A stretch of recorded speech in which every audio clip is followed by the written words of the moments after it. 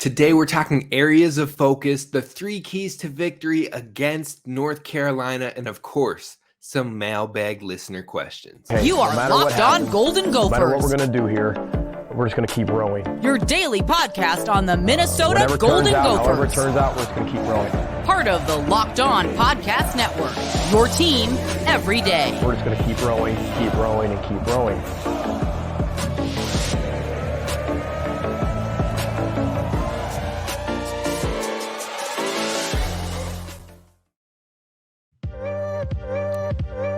You're listening to the Locked On Golden Gophers podcast, part of the Locked On Podcast Network, your team every day. My name's Kane Rob, host of the podcast, former collegiate football video coordinator and recruiting assistant, here to talk Golden Gophers with you each and every day of the week, Monday through Friday. And today we've got an important one. We've got to talk about the keys to victory, folks, because this is a huge week for the Gophers.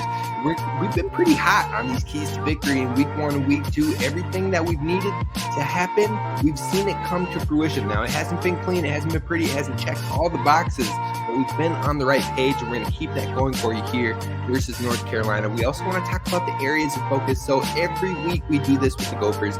Be sure to hit subscribe so you don't miss any of that good content. Be sure to follow wherever you get your audio podcasts. And as always, we take listener questions each and every week now. So be sure to drop your questions in the comments over on YouTube. We'll be sure to get them on the show. But today we are locking it up. We are going with it. We're going to talk about the Gophers at North Carolina. Now, the Gophers are underdogs against North Carolina. The first time they have been underdogs this season. The spread is 7.5 points, which means if you pick Minnesota to win, they just have to finish within a touchdown or closer to win that bet. And on top of that, the score line is 48.5 points, which means that it is a lower scoring contest than North Carolina has had all season. This points line is always a little bit harder, in my opinion, than the actual spreads themselves. So I think this one I'd just maybe lean towards the over, because North Carolina has scored heavily over the last few games and over the last year and a half. They have had 31 and 40 points by themselves this year. So that makes the Gophers scoring total only have to be lower in order to pass that over. But at the same time, if the Gophers want any shot in this game, they have to kind of limit that scoring. They're going to try and keep the ball in their hands as opposed to North Carolina's. We'll talk about that in the keys today. But this scoring number is very difficult. I'd maybe lean slightly towards the over, but I would not blame you for the under. Overall, it's going to be a good game. I think even Vegas has that line set up for this to be a fairly good game, a close game, a dogfight of sorts. Now, currently, the Gophers are super impressive on the defensive side of ball. The impressive stats that stand out are that they are third in the entire country in pass yards allowed. Now, you love to hear that when you're going up against a Heisman candidate, an NFL draft pick type player in the first round, maybe the first 5 picks in Drake May. Now, he hasn't put up the statistics like we saw from last year, but he's still holding it down. He's still throwing decent amount of completion percentage. He's still throwing for over 200 yards in each of the past 2 games.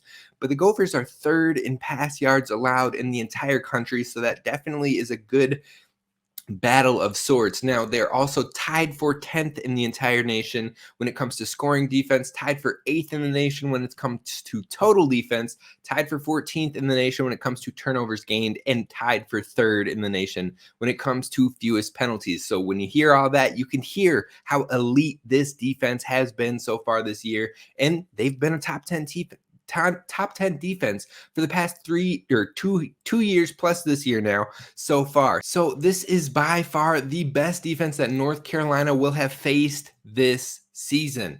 Now, rushing defense for the Gophers, you didn't hear me say any of that in the statistical categories, because right now it's not the greatest for Minnesota. They're 78th in the nation. It's not really the worst, but it's right there in the middle area of the country.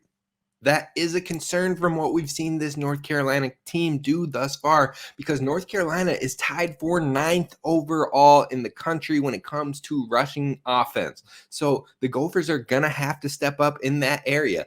Now, this week is a big week that the offense has to get creative. This is my number one concern for the week, because we've seen the pass game in week 1. We saw the quick passing game. We haven't really seen too much deep work yet.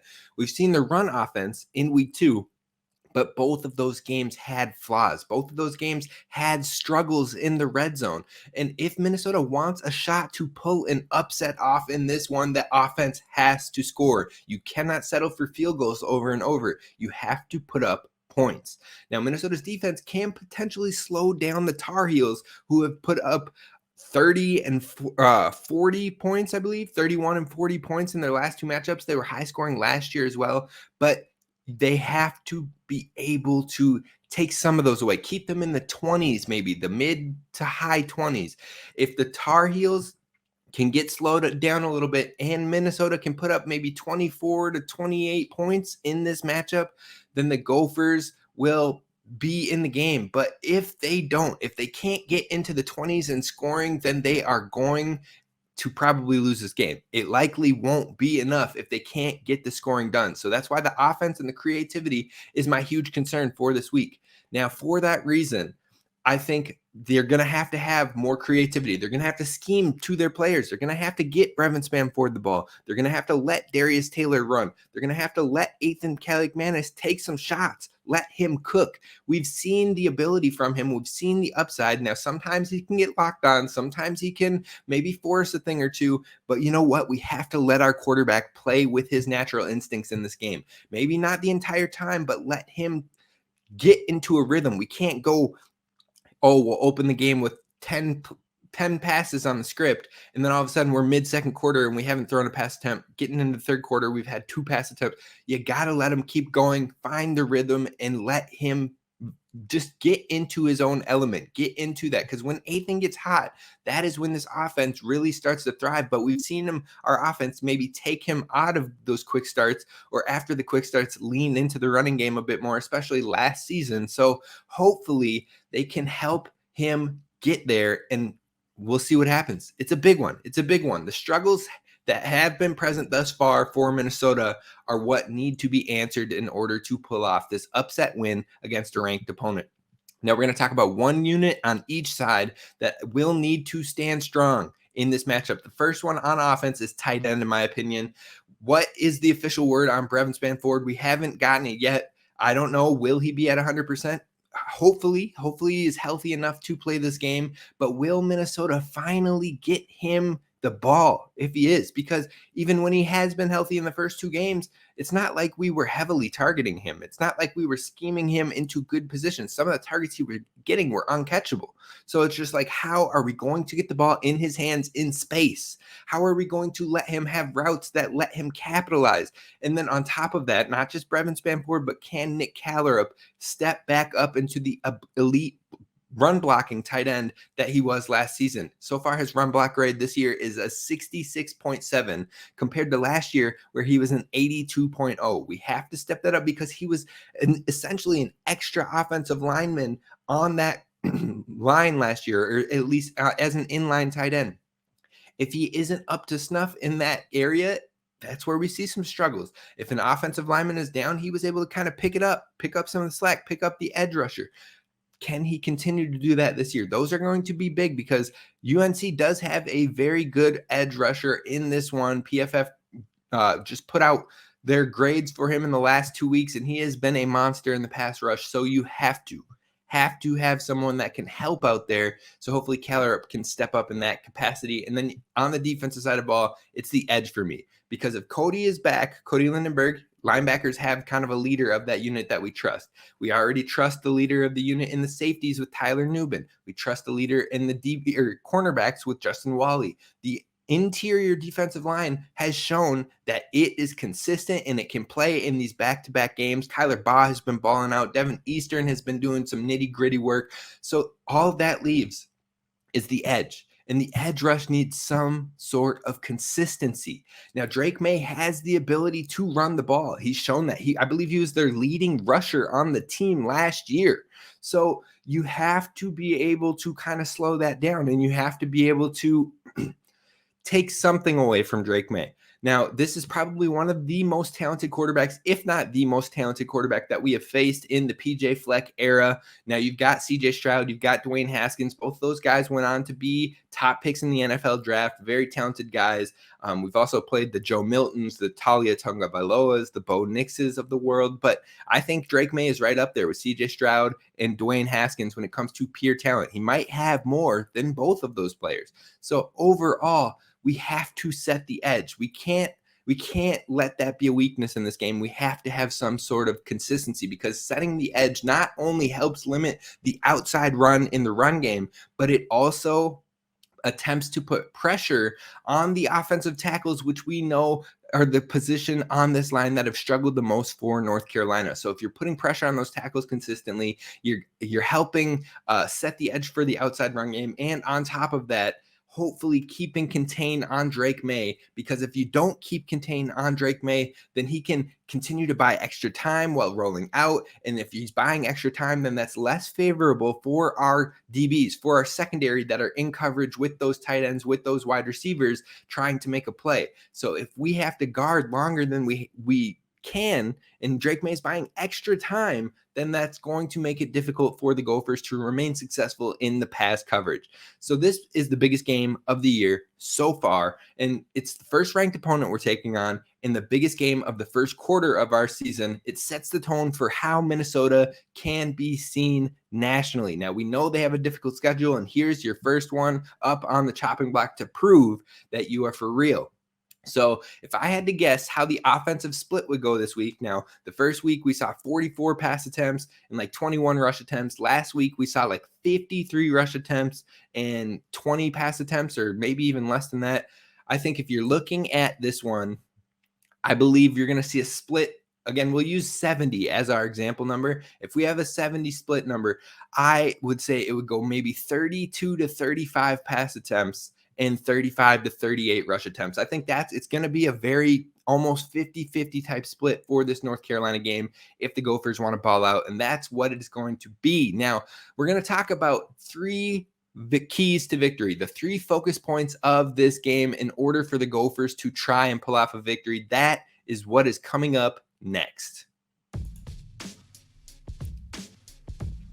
First, I want to talk to you about our friends over at eBay Motors, because passion, drive, and patience, that is what brings home the winning trophy, and it is also what keeps your vehicle, your ride or die, alive. eBay Motors has everything you need to maintain your vehicle and level it up to peak performance, from superchargers to roof racks, LED headlights, and more. Whether you're into speed, power, or style, eBay Motors has you covered. And with over 122 million parts, look, folks, they got more out there than the transfer portal does athletes, and that should have you feeling good, because you know that is a vast amount for your ride or die. So you'll always find exactly what you're looking for. And with the eBay Guaranteed Fit, your part is guaranteed to fit your ride every time, or your money back, because eBay Motors, you're burning rubber, not cash. Now, with all the parts you need at the prices you want, it's easy to turn your car into the MVP and bring that win home. So keep your ride or die alive at ebay.com/motors. Again, that's ebay.com/motors. eBay Guaranteed Fit, only available to U.S. customers. Eligible items only. Exclusions apply.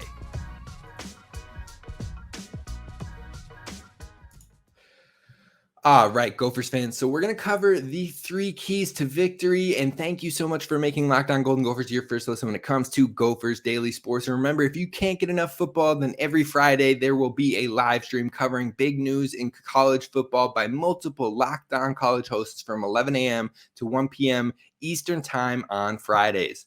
But let's dive into these keys, and we're going to kick it off with number 1 right from jump, and that is create problems for UNC on the early downs. This is going to be pertinent when the Gophers are on defense, because if you can create problems, if you can slow them down, give them short gains, 1 yard, 2 yard gains, as opposed to 4 or 5 yard games where they're having shorter down and distances, that is going to be a huge factor in this game. When you get them set back behind the sticks a little bit more, you get a sack every once in a while, put them further back, that is what gives the UNC offense a little bit more problems, and you can get them off the field quicker. UNC's run game often gives them the short yardage fields to continue drives and get them moving down the field. But if we can force some 3rd and longs and help get into Minnesota's style of play that they prefer, getting 3rd and long, getting off the field quick, putting the other team in passing situations, knowing that this is a very good pass defense, that is what will help benefit Minnesota in this game. And also, it will hopefully get that Gophers defense off the field quicker. Now, on top of that, more 3rd and longs mean more shots down the field, which means hopefully more turnover-worthy play opportunities as well, to hopefully come up with a difference-making turnover. Get some energy while you're on the road. Remember, this is a road game, a hostile environment. This isn't home like we've seen the last 2 weeks. So the Gophers are going to have to create some momentum. They're going to have to create a turnover or a big sack or something that can fire the team up and give them the juice to keep going. And on top of that, it makes UNC prove their wide receivers are indeed legit. Now, I think Kobe Paysor, J.J. Jones, they've both got talent. But can they answer the bell over and over again on an elite defense? That's going to be a big question, and I think the Gophers are going to want to try and test that out. Now, as we move to number 2 on the keys to victory, we talk about you have to use that pass catcher depth to your advantage. You've got 5 or 6 guys that can really be a difference maker on the offense. Now, we haven't seen Crab, but I hope, and fingers crossed, do believe that maybe he will be back this week. And I think he just helps set up others because he is a great player in the intermediate routes and the crossing routes. And if you have him playing and sucking up the field and sitting in the zones in that intermediate crossing route space, then you have more opportunities for a Daniel Jackson, for a Lemeki Brockington, for a Corey Crooms to get some deep balls, to get some explosive type plays. You have to get the ball into the hands of your playmakers. We can't just get settled on running. We can't just get settled on quick passes and then hopefully we can figure something out in the red zone. No, you have to find ways, whether it's tunnel screens, RB screens, whether it be different crossing routes, different complicated looks that we've seen the Gophers do in fall camp, especially at media day practices. You have to make those come out in this game. You can't hope that you don't put anything on film for Michigan or for Iowa or for no, you got to focus on North Carolina here, and you got to do what it takes, because if you can win this game, you are most likely having a number in front of your name at the end of the week. So you got to get the ball in your playmakers' hands. If Crab is officially back, you're talking about 6 potential pass catchers to find openings in a defense, whether it be fresh legs on the field or the versatility of lining up all over the field. Chris can play in the slot or outside. Daniel Jackson plays in the slot or outside. We've seen Crooms play on the slot or outside. Elijah Spencer has been mainly on the outside, but we got to use Elijah Spencer more. Him and Chris both have really good separation, but they can win contested balls. Daniel Jackson is great at separation and route running. We've seen Corey Crooms get open in space. And then you got Brevin Spanford, who is a mismatch nightmare, and Lemeki Brockington to take off the top. There's a lot in there, but we have to use it more. Now, Crooms and Jackson, we've seen a vast amount of looks and thrived, but Crab and Elijah Spencer add elements in creating separation with slants and crossers along the middle, and then Lemeki can have that big play explosive machine that he was all spring and fall. I anticipate we're going to see more of those shots in this game, or at least we better if we want a chance to compete. Now, finally, the third and final point for this one is win the time of possession battle. You got to keep Drake May off the field as much as possible. You hear that in the NFL all the time. Oh, keep Patrick Mahomes off the field. Keep Josh Allen off the field. And like we said yesterday, I don't know if you really care about keeping Josh Allen off the field right now with the way he's turning the ball over. But regardless, you got to keep those top-notch quarterbacks off the field as much as you can. Keep the ball out of their hands so they get maybe out of rhythm, so they get to a point where they just have to do too much, So hopefully overall the Gophers can win the time of possession battle, and that comes with needing an effective run game. Now, that doesn't mean we have to run the ball 40, 50 times. That means you have to be effective when you are running the game. You have to pick up 5 yards on certain carries. You have to pick up short yardage fields, the opposite of what we're trying to do for North Carolina, in order to keep the drives going and extend them. Because not only does that run game lead to long drives, play action shots, and running the clocks, but it is also less possessions for North Carolina to have the ball in their hands offensively. On top of that, more effective passing, usage of screens, tunnels, quick concepts. It should help for short yardage fields as well to keep the Gophers extending their drives on offense longer. Now, this is huge because in the games we lost last year, the Penn States, the Purdue's, the Illinois, the Gophers were having short possessions. They were having 5 play possessions or less, and that was causing a lot of issues for the Gophers because they would get off the field very quickly on offense. Their defense was on the field for extended amounts of time, and we know that Joe Rossi is a guru when it comes to making adjustments on the field, when it comes to making adjustments on the sidelines, but he needs the offense to extend the plays in order to make those adjustments and have time to get his guys into there to see what they're going to do. So if you start slow and moving the field and don't have those long drives, you have short drives, you're not only going to cause struggle for Minnesota offensively, but it doesn't give Joe Rossi time to do what he does best with those in-game adjustments. Now, you don't want to get into a shootout with this North Carolina team, or they're likely going to win. That said, you still have to score, or you're going to struggle to keep North Carolina out of the game. So if you can limit their possessions or hold them to 27 points or less, they have struggled, and especially against good defenses last year. If you held them to 27 or less, they often lost the game.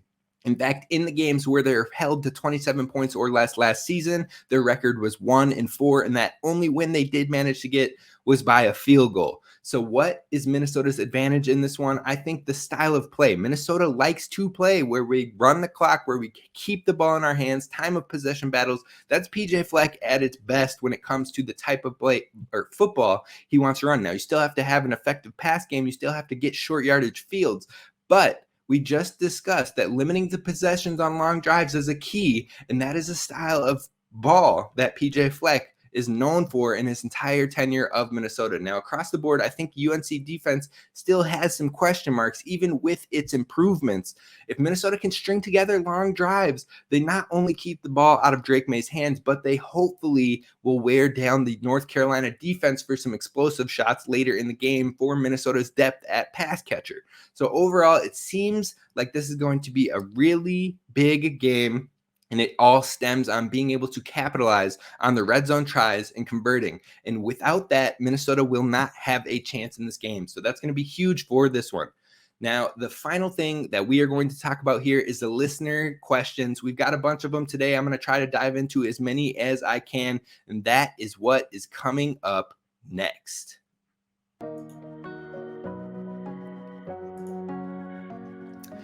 First, I got to talk to you about new friends of the show in Jase Medical. Now, Jase Medical, they have 5 life-saving antibiotics for emergency use that you can have at your home, and all it takes is to get a Jase case. It's this special case that you can have in your house in case of emergencies, in case of pandemics, in case of any situation.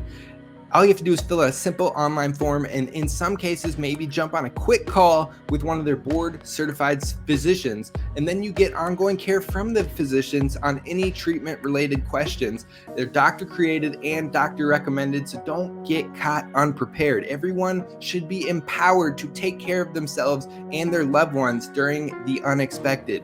Now, in those cases, I've had cases where all of a sudden I'm like, oh, I really need something to clear up an infection. I know I have a sinus infection. I know I have an ear infection, and it is getting worse and worse. And I can't get into a doctor. There's long wait times. You check online and you see the urgent care lines are 50 minutes, an hour and a half. And I'm like, oh, I feel miserable. I feel like I could pass out. And I just know it's an infection, a sinus infection that I need cleared up. And you try to get on with a virtual doctor. All of a sudden, that's $75 down the drain. And you got to get on a call with them all of a sudden because, no, take all of that out. You can have that amoxicillin, those important medications that you know it's just right for you. with the Jase case, and you can save more than $360 by getting those life-saving antibiotics with Jase Medical, plus an additional $20 off by using code LOCKEDON at jasemedical.com. That's JASE medical.com. It's a great thing to have on hand in your house with storms, shortages, pandemics, and reliance on China and the supply chain issues. We need to be prepared now more than ever. Again, you can go to jasemedical.com, use promo code LOCKEDON, and save $20 off of this emergency Jase case.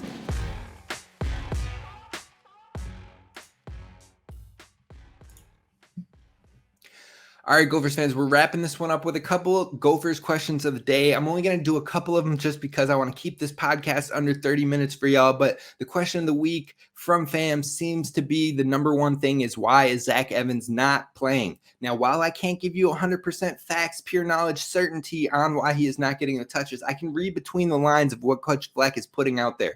Evans has been asked about in multiple pressers, at least 3 pressers, and every time PJ says some form of PJ doesn't make the depth chart. It is earned. He's not going to just give reps away. They have to be earned. So it sounds like, maybe the work off the field or in the practices or whatnot isn't going the way that it needs to go. Now, Fleck has made comments about having other very talented running backs, but they have to earn field time. You keep hearing the word earn in here. So whether that is attitude, lack of preparation, not keeping up on the film, half-hearted practices, or something else, Fleck has continuously made it known that it has yet to be earned. So there's some expectation that is not being met. Now, we had some of this in the past, something similar of a similar nature with Dalen Wright in the past at the wide receiver position. And people were like, why isn't he seeing time? But then you started to see later some maybe attitude problems, maybe some off the field things that were taking place that was causing said time not to be had. So hopefully it's not the same type of situation, but it still has to be earned. That's the big thing here. I think we will probably see him in a Northwestern game, in a Louisiana game, and you got to really capitalize from there. I wouldn't expect to see him in this upcoming North Carolina game with how big of a matchup it is and him yet to get any touches thus far. Now, another question that we had was on the usage of I formation and if Harbaugh just prefers that or what would be causing that usage. And honestly, for right now, I would say it is some sort of what the matchups have called for. Now, if I recall correctly, Minnesota started out with more spread formation looks versus Nebraska, but there were some more free hitters getting there, some more missing assignments, the different stunts and packages coming in, caught the RB off guard, and he's getting trapped in something else, and you have someone coming straight at Ethan. So that 3-3-5 defense made it difficult to stay in some of those spread formations. I think the I formation has more protection in, and that's probably why we've seen a lot more of it in that Nebraska matchup. Now you go to EMU, you're talking about that protection, but also knowing that PJ Fleck's entire mission in that game was to run. So that is a lot of why we were in those sets. Now, maybe you see that kick out a little bit more here this week versus North Carolina. I would be curious to see what this offense chooses for this specific game plan. We've got 2 more questions for you. The third one is, can Spanford give us more production? Well, in order to have more production, you have to have more schemed looks. And I think the biggest answer to this one is, can we get him more looks? Not just targets in general, but looks in space to create, run through contact, and dominate. Also, we've seen more of the targeting 1v1 in that Eastern Michigan lineup. Now, I think it happened 3 times. It ended with a catch and 2 defensive pass interferences as well. So hopefully we'll continue to take advantage of that. It seems like Ethan's starting to get a groove in those type of areas and reading those type of coverages. So hopefully we will see more of that and then some. The fourth and final question is, last year we dominated defensively versus our opening opponents, but then floundered versus Purdue, Illinois, and Penn State. Can our defense hold up against a good team like North Carolina? Now, I want to stress this because I think this is the biggest factor to what you just brought up. Remember that if the offense can't sustain drives when it is on the field, then the defense tends to struggle because they're on the field more and they're getting worn out more. But on top of that, Joe Rossi thrives in-game adjustments. You see huge adjustments after halftime when he's got time to really kick it into gear. But he gets those same type of adjustments going in the middle of games if the offense can sustain their drives. And if you can't, even the best defenses in college can only maintain for so long if they are constantly on the field. So I went back and I dived into it a little bit. And if you look at those 3 games you mentioned, Penn State, Illinois, and Purdue versus Penn State, Minnesota had 13 offensive drives. 8 of those drives were 5 plays or less. So you're typically getting 1 first down and then getting off the field, having to punt, turning the ball over of some sort. 13 offensive drives, 8 of them were 5 plays or less, and only 1 of those 5 or less drives was a scoring drive in which they kicked a field goal. And then 3 other drives in those 13 were barely above that 5 marker that I said, because they had 6 plays. So the Gophers were putting together very short drives, and that hurt them. You go to the Illinois game, 6 of Minnesota's 10 drives were 5 plays or less, and only 1 of those were scoring. You go to the Purdue game, 9 of the 13 drives were 5 plays or less, and 0 of those were scoring. So therein lies the problem. Thus, if the defense starts to wear down, on top of that, it didn't give them a real chance to get those adjustments that Joe Rossi is great at. If you're putting together short offensive drives, it is going to hurt this Minnesota defense, and that's where the wheels start to fall off. So Minnesota has to be better on offense in order to give the defense time to adjust and get them a breather on the field. If that happens, this team plays elite. If it doesn't, the wheels fall off. That's the biggest thing here. That's going to do it for us on today's episode. I hope you enjoyed it. Be sure to subscribe over on YouTube. Leave a 5-star review wherever you get audio platforms. And we're going to talk tomorrow with Locked On Tar Heels host Isaac Shade. I'm excited for that one. You're going to want to tap in. I'll see you then. Row the boat, Sky Umago Gophers. And as always, don't forget to subscribe.